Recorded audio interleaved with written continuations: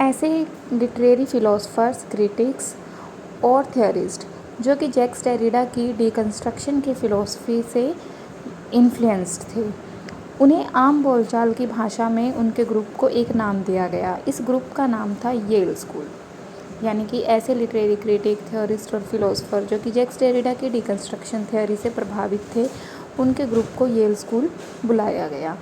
इनमें से बहुत से थियरिस्ट 1970s में, लेट 1970s में येल यूनिवर्सिटी से एसोसिएटेड थे, लेकिन बाद में इनमें से कुछ जो थियरिस्ट थे वो यूनिवर्सिटी ऑफ कैलिफोर्निया से जुड़ गए, और जैक्स डेरिडा भी इन्हीं लिटरेरी थियरिस्ट्स में से एक थे जो कि बाद में कैलिफोर्निया यूनिवर्सिटी से एसोसिएटेड। इस ग्रुप के इम्पोर्टेंट लिटरेरी स्कॉलर्स थे Shoshana Felman, Paul de Man, Geoffrey Hartman, J.H. Millers and Harold Bloom.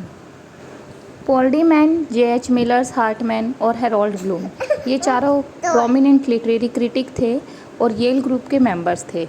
और जब किसी ग्रुप के जो मेन मेंबर्स हैं वो किसी एक विषय के अंदर एक्सपर्टाइज रखते हैं या एक विषय से रिलेटेड है, तो ऑब्वियसली वो ग्रुप उसी चीज़ के लिए जाना जाने लगता है। और यहाँ पर भी जो चार मेन मेंबर्स थे, Paul de Man, J.H. Millers, Hartman और हेरोल्ड ब्लूम, ये सभी लिटरेरी क्रिटिक थे। तो इस वजह से ये जो येल स्कूल था ये लिटरेरी क्रिटिसिज्म के लिए मेनली जाना जाता था। इन चारों क्रिटिक्स ने जैक्स डेरिडा के साथ मिलकर एक बुक लिखी जिसका नाम था deconstruction and criticism. Harold Bloom इस ग्रुप के दूसरे मेंबर से कुछ अलग थे और इन्होंने अपने आप को बाद में डिकंस्ट्रक्शन से अलग भी कर लिया। जैसा कि हमने रीड किया कि पॉल डीमैन, हार्टमैन, ब्लूम और J.H. मिलर ने जैक्स डेरिडा के साथ मिलकर एक बुक लिखी डिकंस्ट्रक्शन एंड क्रिटिसिज्म, जो कि 1979 में पब्लिश हुई। इस बुक में हार्टमैन ने एक तरफ तो पॉल डीमैन और डेरिडा के बीच में डिफरेंस को बताया और दूसरी तरफ ये बताया कि हार्टमैन और ब्लूम यानी अपने और ब्लूम, हेरोल्ड ब्लूम के बीच में क्या डिफरेंस थे। इन चीज़ों के बारे में, इन डिफरेंसेस के बारे में इस बुक में हार्टमैन ने लिखा।